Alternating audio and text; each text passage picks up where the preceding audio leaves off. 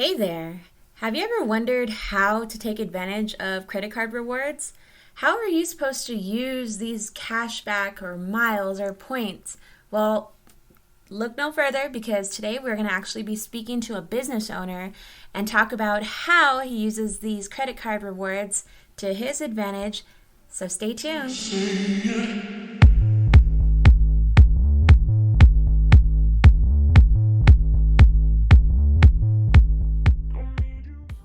Hi everyone, my name is Alyssa Begay. Thank you so much for joining me. I so appreciate you.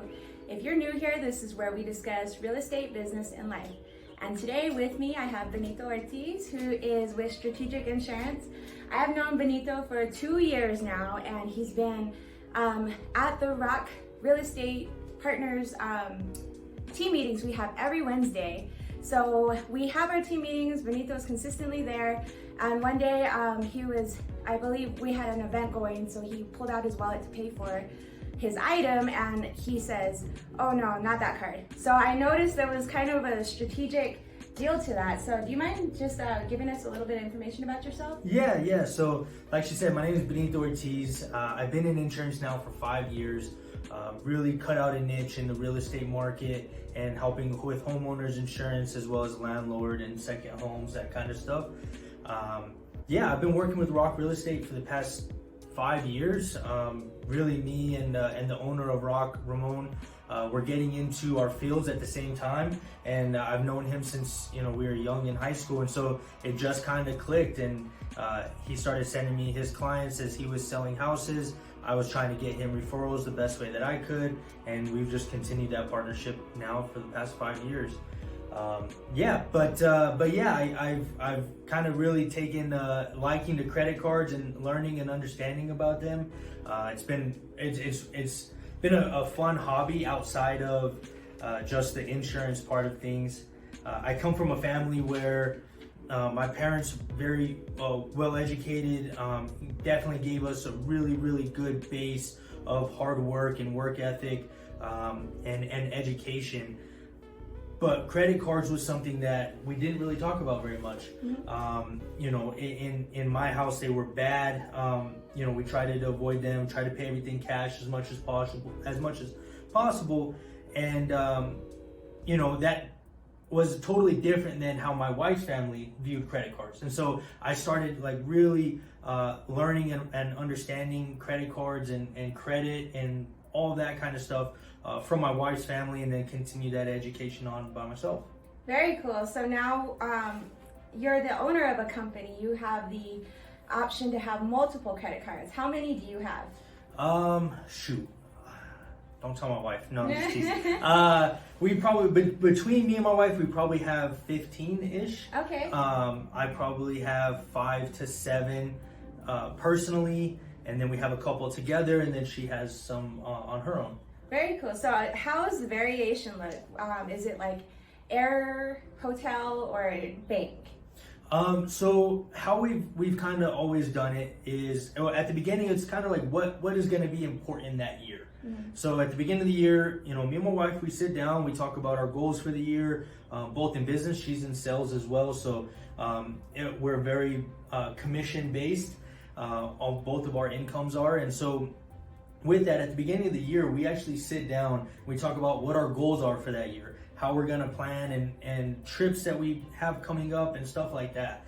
And so with that, we kind of look at what we got going on this year. Do we have trips planned, out of state? Do we going to be taking, the airplane? What's kind of the plan here? And then we kind of base any new credit cards off of that. And so right now we have a points card through Chase. We have a cashback card, and then we have a discount card like Target. I mean, everybody has to have a Target card. Yeah, right. It's a staple in our house. Absolutely. So those are the cards that we are currently using and cycling through.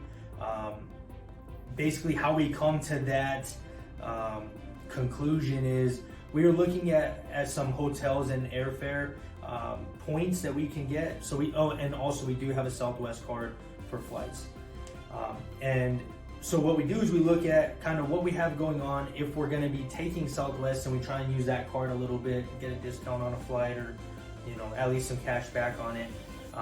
But for the first couple of years, I was very focused on cash back. That was what I wanted to do, because I know that I'm not super disciplined on using the points that the card, or the benefits that the card gives me.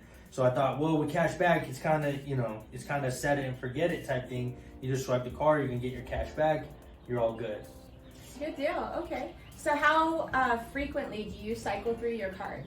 Probably yearly. We look at any new offers that are coming out that year, both with new cards, and then little hack is go back to your old cards, because oftentimes, especially if you stop using a card for a while, you'll see that company sends you new promotions, whether it's 0% for a certain amount of months, or on balance transfers, new purchases. They are in the business of making sure that you keep using that card. They only make you money if you're using it. And so with that, sometimes if you don't use that card for a while, there are really good benefits and promotions that they bring back for you. Okay. So Benito, what type of lessons have you learned using credit cards? Yeah, so one of the first things that I learned was the rewards don't really matter if you're not disciplined enough to pay the statement balance off every month. I think oftentimes, and especially as a new credit card user when I was younger, the first thing I did when I got my credit card is I went and bought some new shoes, some new clothes, all that fun stuff. And one thing that I've learned now is, instead of doing that, I only charge what I would have normally put on my debit card, or normally would have put on my in cash, is what I put on a credit card. I don't go above and beyond my means, just because I got some rewards coming back. I think a lot of people fall into that trap, but just from a simple math equation, if you're getting 1 or 1.5% cash back, but you're also paying 17% interest on that balance, you're at a net loss.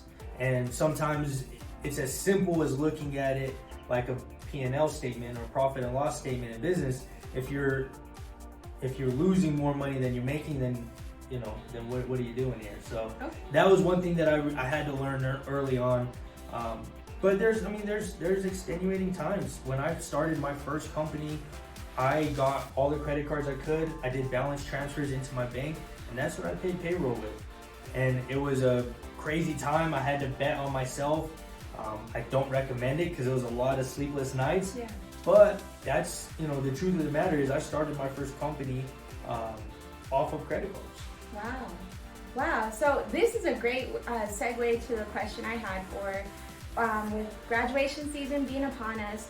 Do you have any recommendations for like a graduate who's probably considering using a credit card? Yeah. My recommendation is, 1, teach yourself the discipline to not go above and beyond your means. But 2, use it early and often. With credit cards, using it consistently just opens up doors for other credit cards or other opportunities down the way. And as a new graduate, I'm sure everybody here is looking at, purchasing a house and building up their credit score and all these things that, unfortunately aren't really taught in school, but are super, super important to everyday life once you graduate. And, one of my, things that I've always wanted to take on upon myself is helping people understand that it's not just about the glitz and the glamour and the cool stuff and the influencer, that kind of thing, but from a high school perspective or a young person's perspective, learning the everyday things that you need to know are just super important, and it breaks my heart that they aren't taught more. But get a credit card, even if you just put your gas and gas station snacks on it, and that's all you use it for. Just start building it. It's all it takes is all it takes is just starting the foundation and building up that discipline, because I can tell you now, being a business owner and having employees and dinners and all these things that come at you a million miles an hour, our credit card statement is, scary at times, but we've also built up an opportunity that we pay that off every month. It doesn't matter what the balance is. It doesn't matter, we don't pay interest on credit cards. That is the foundation of building successful credit and using credit cards successfully is do not pay interest on credit cards. So basically make sure you pay it off before the next month's statement. Correct. Okay. Yeah, so with that, a couple things that are confusing with cards. The easiest way to explain is just a scenario. So if I go and get a new credit card today, let's say it's June 1st. So June 1st is our opening statement date. That statement then ends June 30th or July 1st, whatever. So there's that statement date. That bill for whatever you spent during that statement time doesn't come usually until August 1st. Okay. Or August 15th. So you usually have about a 45-day window between swiping the card and making a payment for that. And that's where things get super tempting, where people get, I'll just work a couple extra hours and pay it off next month. That is the bad habits. That is the fallacy in it. So with that, just understanding those statement dates, using them to your advantage as much as possible, where if you're gonna spend money, spend it early in that statement date, knowing that you have 45 or 60 days before that payment is due, but make sure you're putting away money to make that happen. Okay. So with that scary talk over, let's talk about what type of trips you've taken. Yeah. So this last, a couple months ago, we went to Napa, which was an awesome trip. I took my wife, not unfortunately, but she is pregnant, so she wasn't able to enjoy Napa for all its glory, but we went to Napa, and so the flights for both of us there and back here to Albuquerque ran about $900, and we had built enough points within Southwest that we didn't pay for those flights at all. So, we saved $900 there. We were able to splurge a little bit more on the hotel and then have a really nice dinner and not have to worry about that extra $900 hanging over our head that we had to come up with. So that was something that was really cool. And then towards the end, or in a couple months, we're actually going to be driving to Memphis, and we booked hotel rooms going and coming on that road trip. And we didn't pay for those hotel rooms. We had built up enough points through another card that those hotel rooms were actually comped for us. Wow, so I'm already trying to figure out how you're measuring all this, or how you're keeping track. How do you keep track? Yeah, the biggest thing is log into that portal. I mean, so many people don't take advantage. They don't understand what they have as far as points goes, as far as rewards and extra opportunities for money even.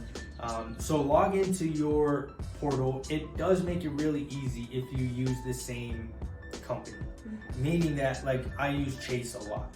And so I have 4 cards in my Chase account.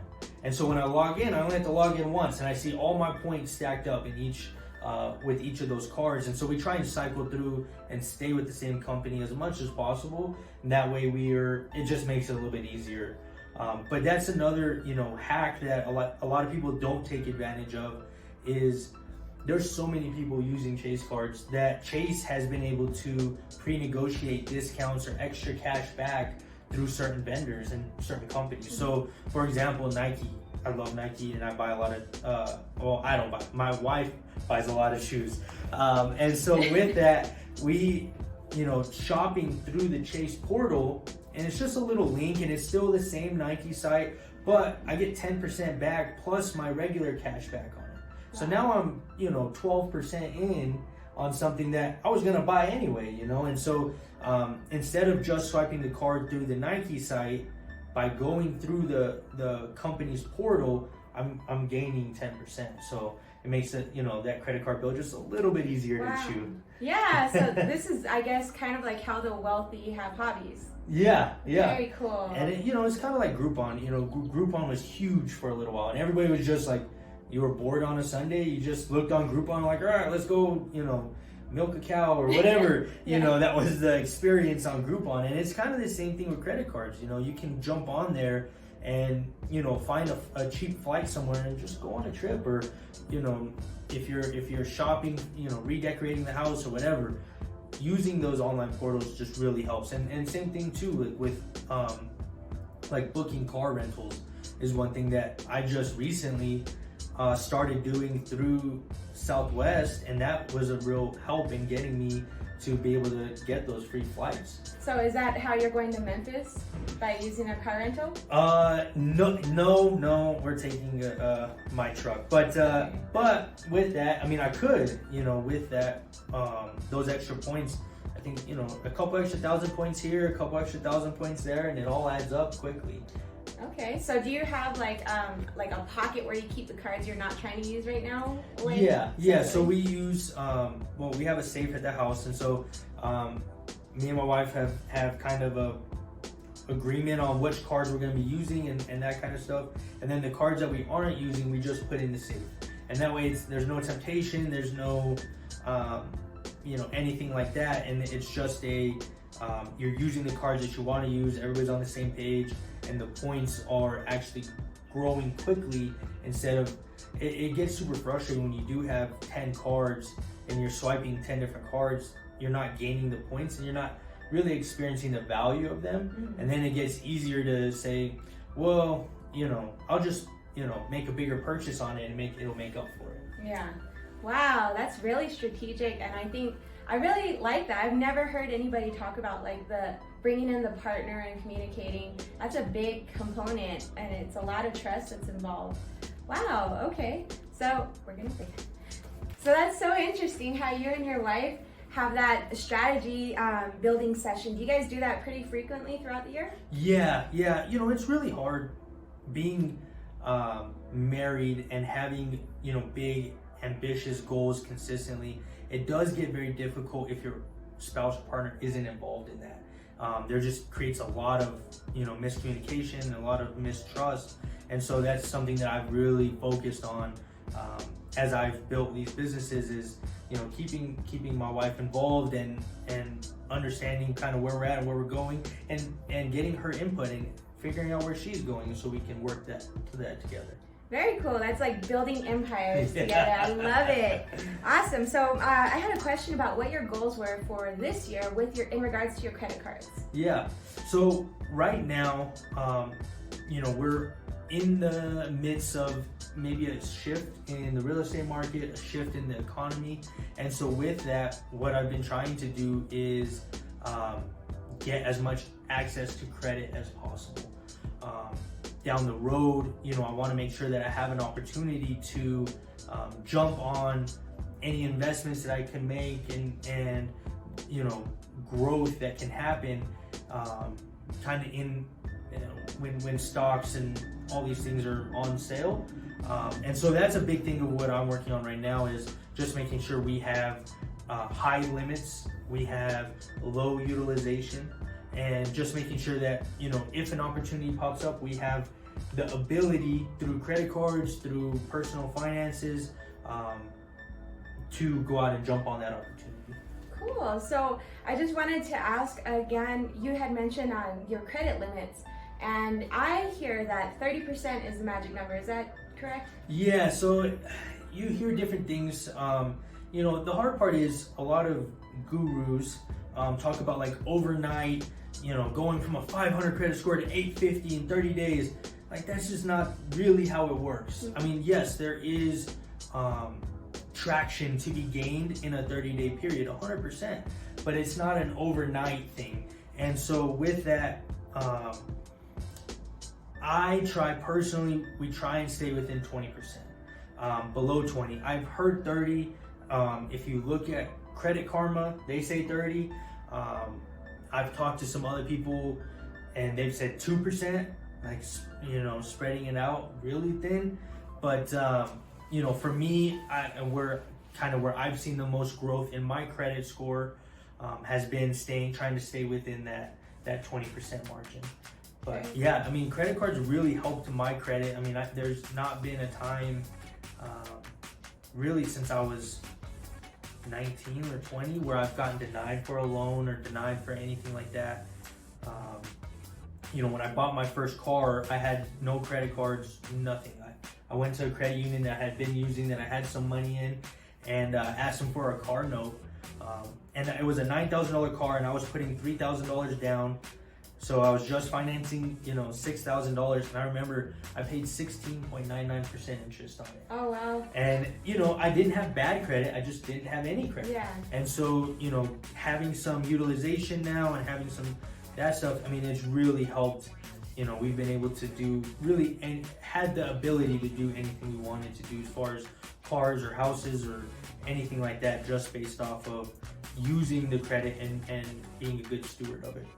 Cool. Well, thank you so much. I feel like you gave us some insight into like how we can better correct our path, or like for the graduates, like we were saying, you just mentioned 19 and 20, like that's something to aspire to that's the last time you got denied for a loan, man. So thank you again. We appreciate you so much. Yeah, absolutely. Yeah, and if I could just leave one word of advice, is just take the time to invest in yourself. There's so many opportunities with YouTube, with channels just like yours that are trying to help people invest themselves and better themselves. Take the time to do that. YouTube isn't just about podcasts and cool videos of skydiving and that kind of stuff. There is so much information that's available that can help better your life and make things a little bit easier down the road. So that's my one piece of advice. Any college graduates or high school graduates, congratulations. It's an awesome step. Keep it up and keep going. So thank you so much for having me on, and looking forward to continuing to watch your channel. Yeah, thanks so much. And Benito's information is going to be linked below. So if you have any questions about maybe credit card hacks, or you're interested in insurance as far as like home or auto, he can help you out with that. Thank you again, and we'll see you guys next week. Bye. Thanks, guys.